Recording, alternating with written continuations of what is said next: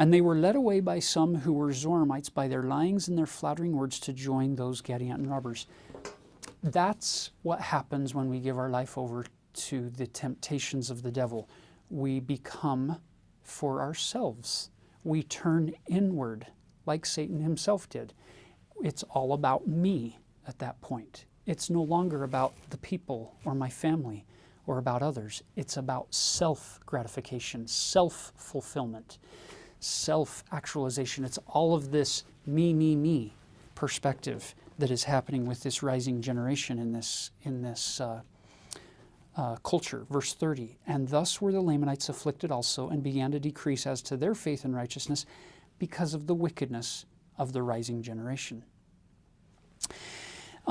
Chapter 2 is all about watching this wickedness and abominations increasing and the secret combinations growing in their power. And then we get to chapter 3, which is where Gideonhai, the leader of the Gadianton robbers, sends a letter to Laconius, the chief judge. Now, let's analyze this, because it's amazing that Mormon would give us the entire letter from this terrible Gadianton robber leader to Laconius, but I think there's beautiful purpose in here for having it in the Book of Mormon. We can learn incredible lessons from what's in that letter and how Laconius responds. We can learn great lessons from Laconius. So look at verse 2, chapter 3. Notice how the letter begins. Laconius, most noble and chief governor of the land. It's nice to start with flattery. It's a nice devilish technique. Behold, I write this epistle unto you, and do give unto you exceedingly great praise because of your firmness, and also the firmness of your people in maintaining that which ye suppose to be your right and liberty.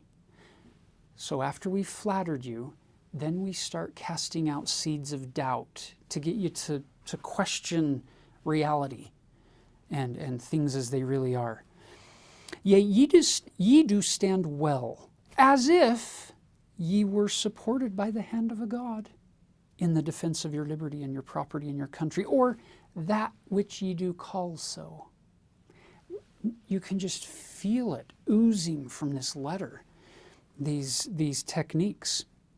Verse 3, and it seemeth a pity unto me, most noble Laconius, that ye should be so foolish and so vain as to suppose that ye can stand against so many brave men who are at my command, and who do now at this time stand in their arms and do await with great anxiety for the word, go down upon the Nephites and destroy them.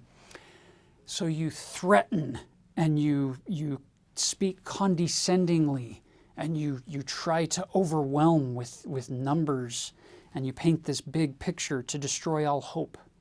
Look at verse 4.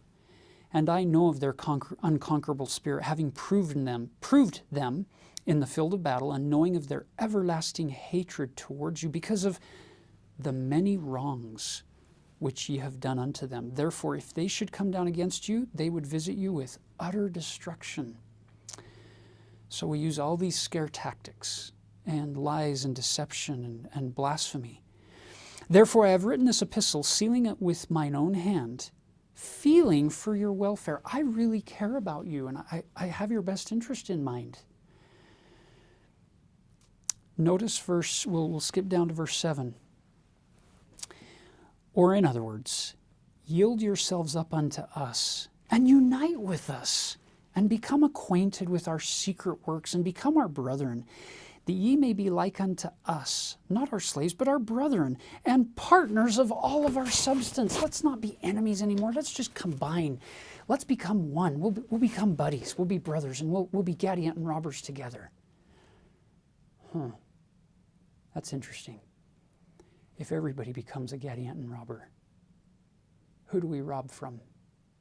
Who does the work? Brothers and sisters, here's one of the ironies of eternity. Evil is not self-sufficient. Evil is a parasite. It feeds off of goodness.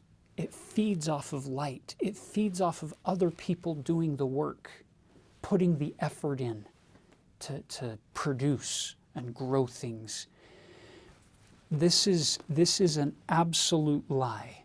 Join with us. We'll make you partners in all of our substance, because at that point there is no more substance, because nobody's doing the work. We're all just robbing.